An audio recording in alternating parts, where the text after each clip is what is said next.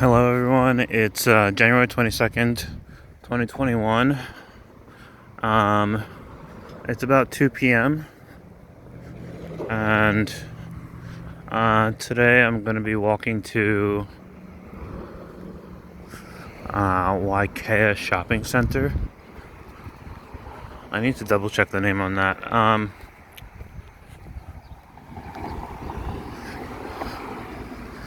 It's 77 degrees out. It's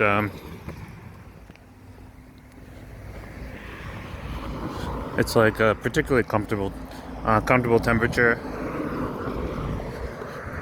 I feel like temperatures on the Big Island are fairly comfortable in general, but I feel like when it goes up into the 80s, a lot of times the humidity makes it slightly uncomfortable.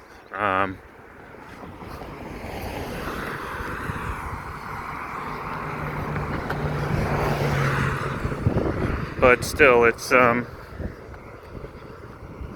usually between 66 and 80 degrees here. It's usually between like maybe 60 and 85 degrees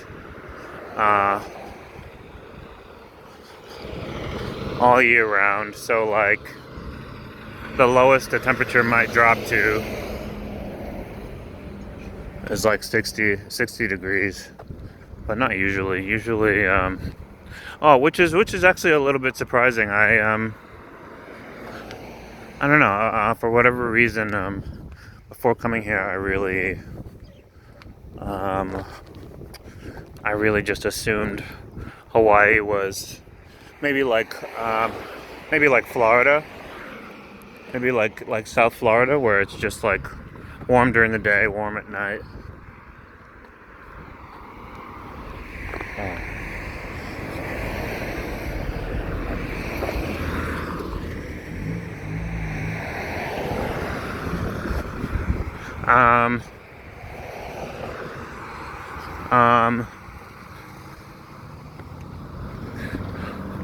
I would say that most nights.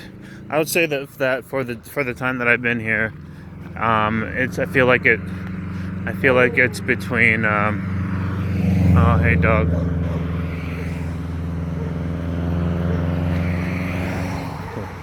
Little dog.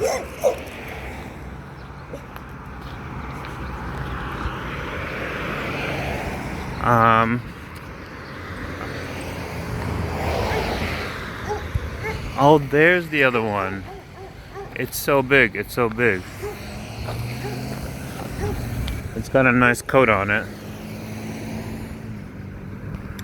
It's one thing that's interesting that I guess I've kind of learned to spot over the years in animals, even though I hadn't really had any pets since whenever I was growing up. We just had two cats.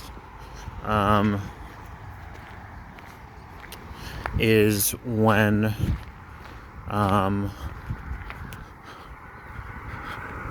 guess I might have learned it from being able to spot it in people. Whenever animals have like a very healthy coat of fur,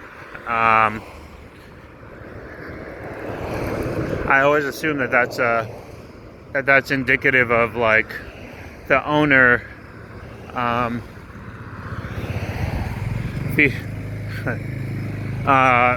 feeding the animal like a very good diet.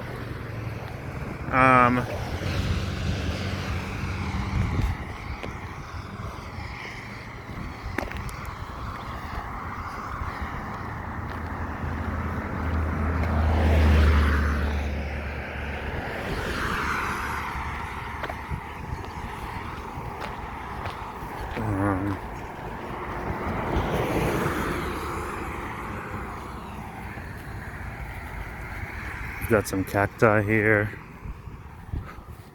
Most of these plants I really don't know though.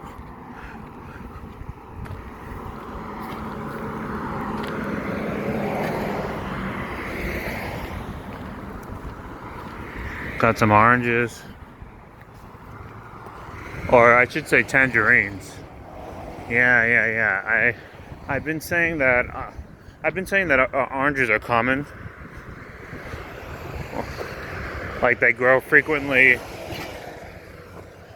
enough that like neighbors will bring over bunches of tangerines. You know, like neighbors will come by with like 30 tangerines or 40 tangerines.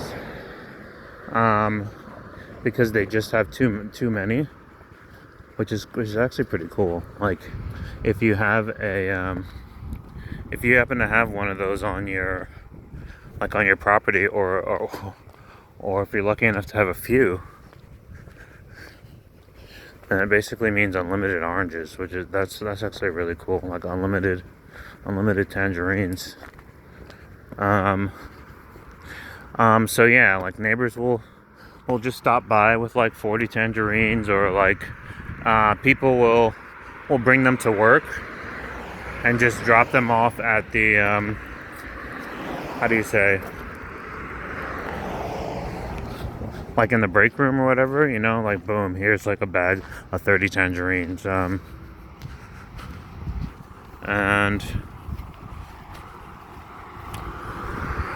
I think that's pretty cool. It would be really cool to have a tangerine tree over trees of other fruits, I guess. I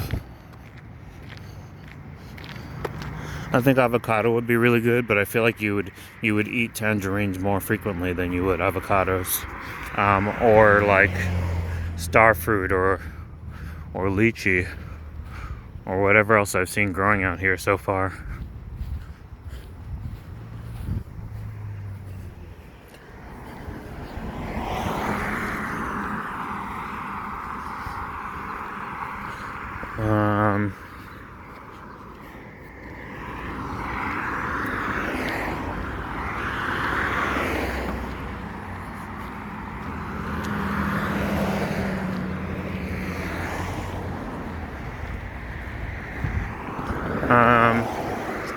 I'm trying to think.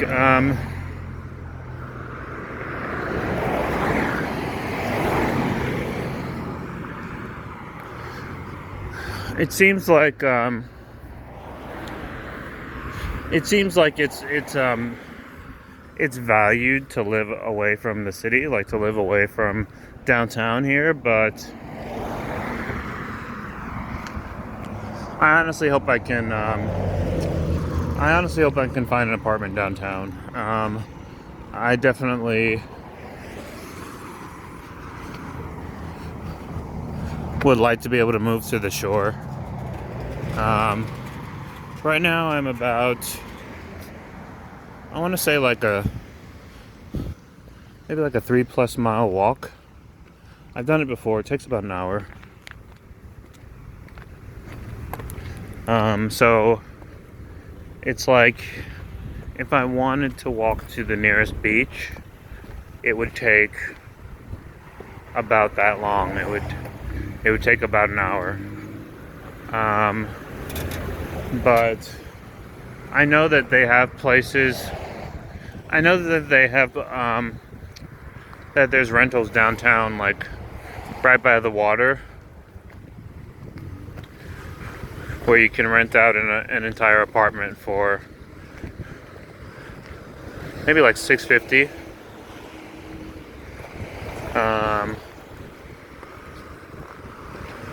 Like $650 a month. So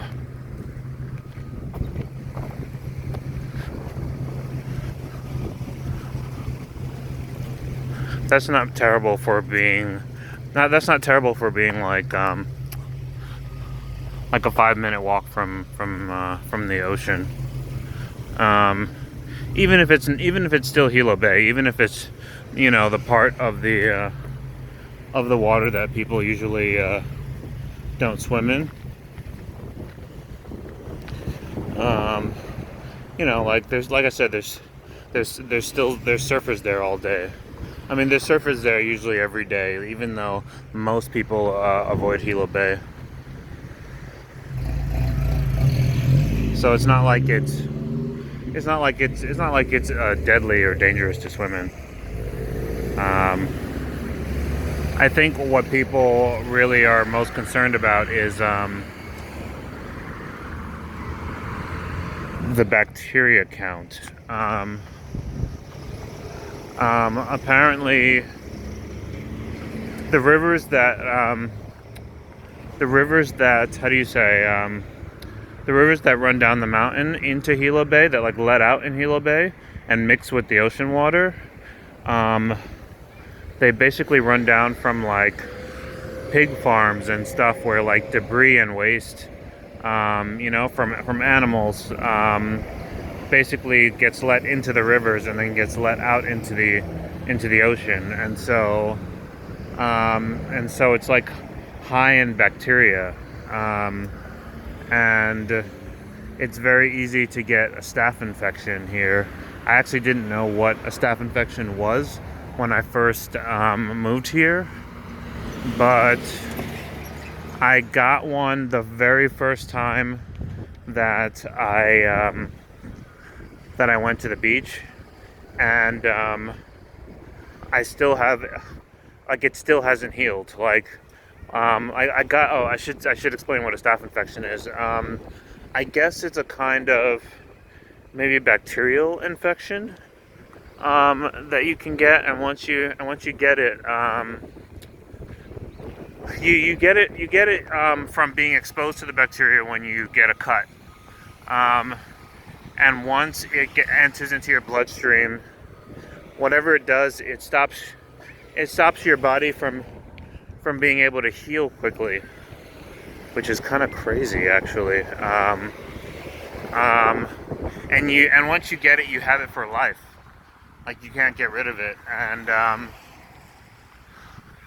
I think it may flare up at random, but what I've seen overall is that my ability to recover from wounds has slowed significantly, which is insane. That was not something that I'd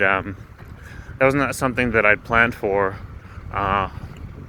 when I was moving here. When I was moving here,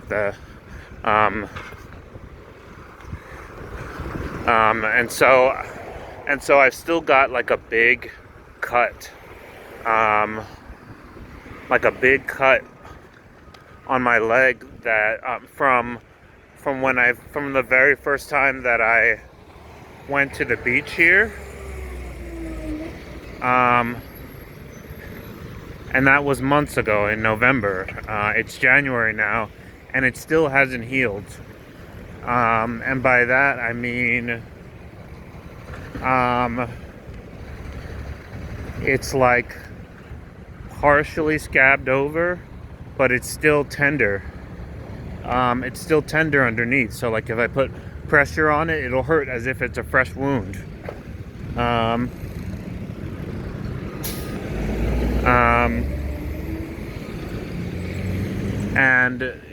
like that part of that stage of the healing process normally would have been over with probably within, I don't know, maybe 3 weeks at most, but it's been months.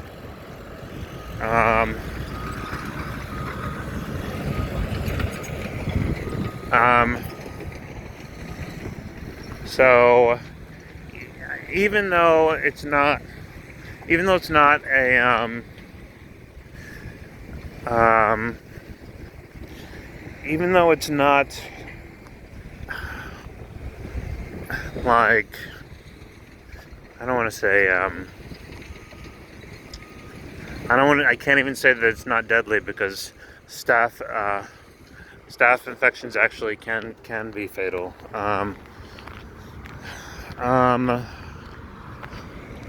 I imagine they're usually not, but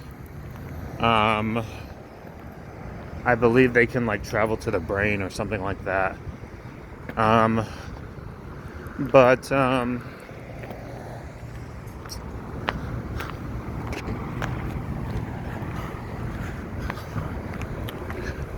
but um, but yeah, I've been cut up significantly since then. I've been cut up significantly since the very first time, just because the beaches are rocky here. What happens is you end up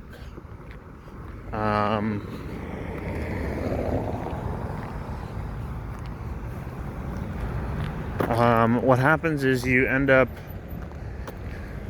usually if you grasp or step onto rocks, a lot of times they have bone material, they have coral, and the coral easily cuts through skin. Um,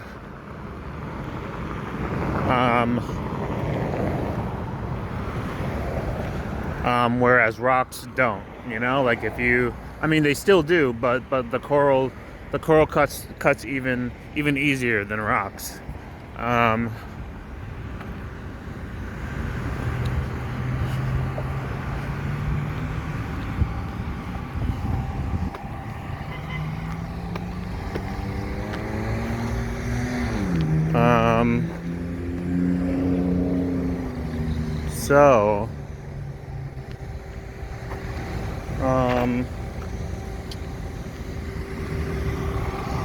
um, so, I've been, how do you say? So for the probably the first couple months, I've been getting cut up. I've been getting cut up every single time I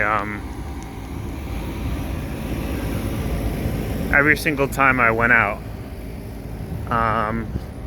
I mean, every single time I went to the beach. And only maybe in this past month have I sort of gotten injured in enough different ways to begin to learn how to like what to do in the water, like in rocky beaches, to avoid getting sliced up.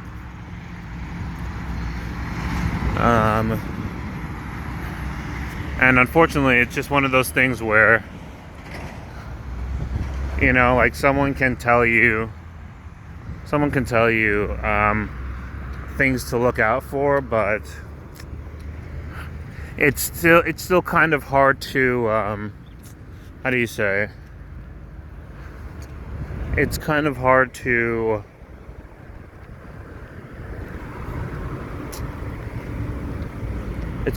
grasp if you don't experience the things that you need to look out for.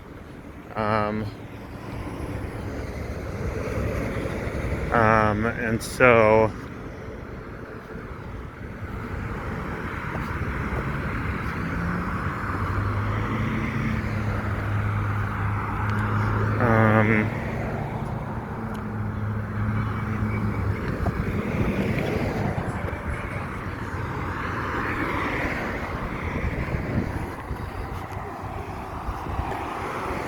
it smells really great out here.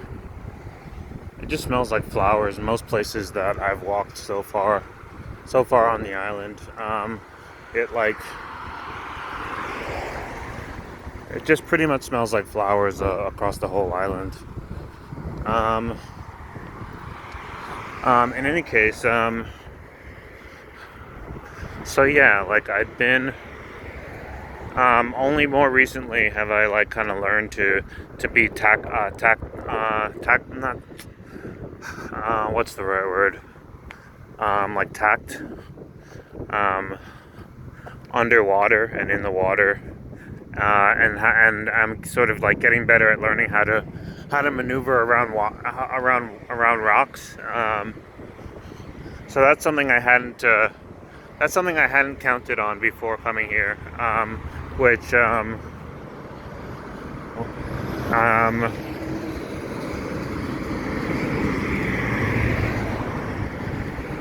which is pretty interesting.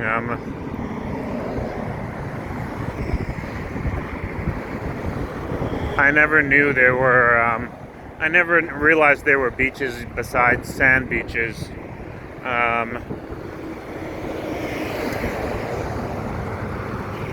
But now that I know, if I end up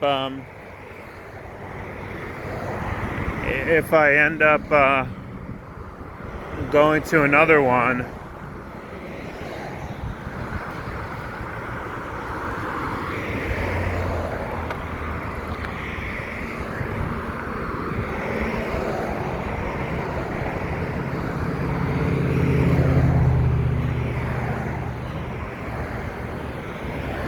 if I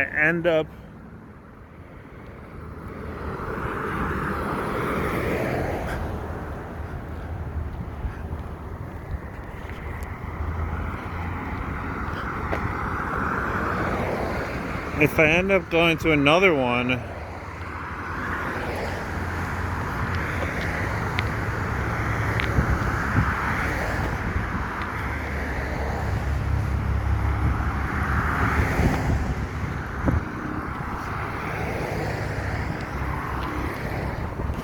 if I end up going to another rocky beach, like, I'll know what to do. So that's at least cool. Still trying to get the hang of flippers. They are not what I thought they were. Wearing flippers, I just assumed that, I don't know. I think I assumed that that wearing them would sort of make you feel like you had, like, maybe better leg strength, but you could essentially just, like, move your legs the way you normally would,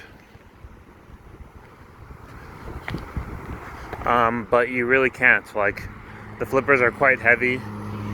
And I'm told that the way that you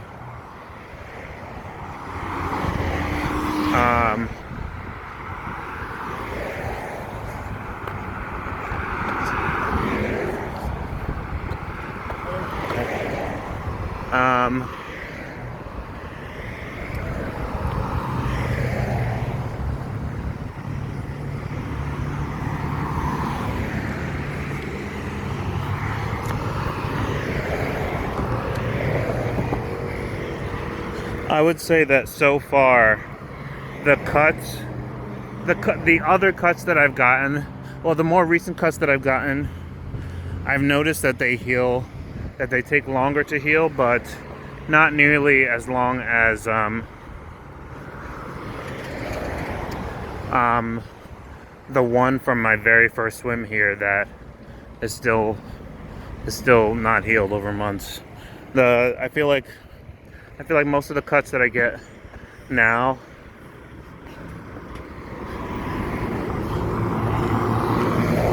I feel like they take about 1/3 longer to heal, but they still heal relatively quickly.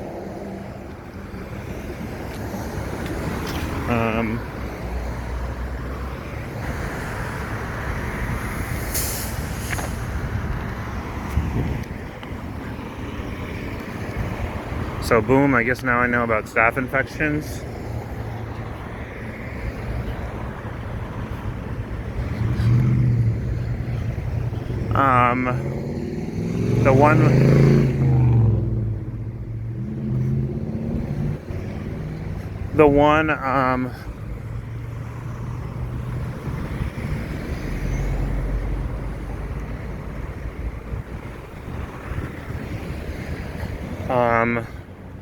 The one volcano here, it looks like it's finally steadily erupting.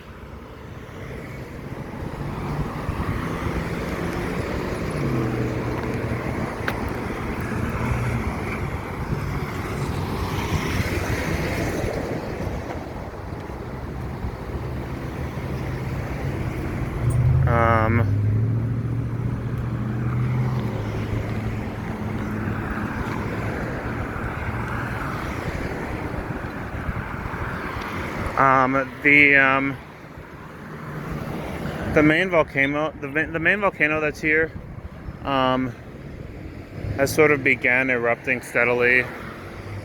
I should say it has been erupting steadily. So it looks like it's just kind of gradually filling up the caldera, but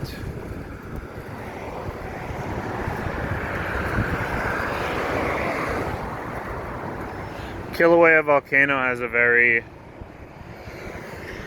large caldera. The caldera being like the mouth of the volcano, the opening. And so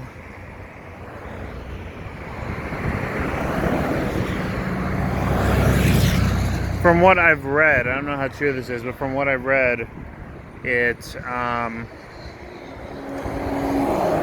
would take like a whole year for it would take like the volcano erupting for an entire year before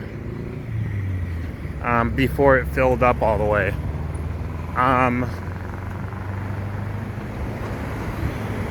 So it's not too much to worry about. Kilauea volcano compared to Mauna Loa, which is a volcano that's just west. I want to say it's like northwest of Kilauea. If Mauna Loa has showed signs of heating up recently. And if Mauna Loa were to erupt, based on what I've seen online, Mauna Loa would erupt the same amount of lava in 20 minutes that it would take Kilauea an entire year to erupt. So it's really nothing to be too worried over. At least that's how it's been so far. And then Mauna Kea has just been dormant for a very long time. And then there's still 2 more volcanoes on this island, and 1 underwater volcano.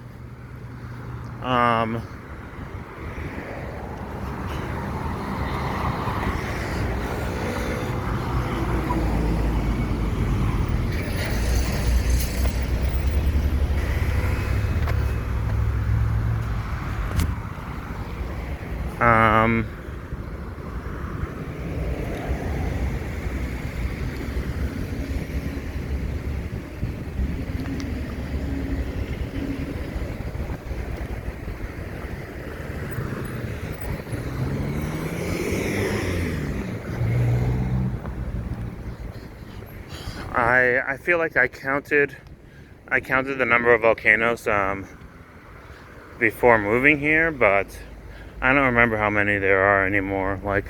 But Hawaii is, I mean the whole thing is volcanoes. I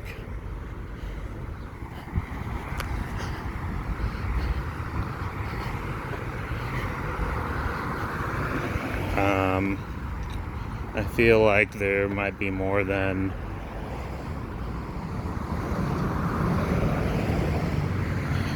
I don't know. I feel like there's definitely more than 10, maybe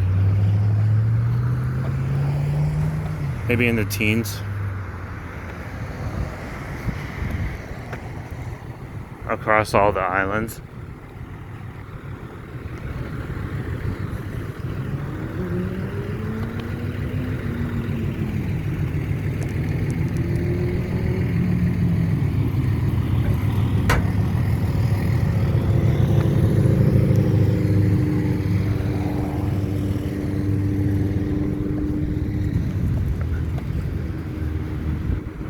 And I think we will wrap things up right there.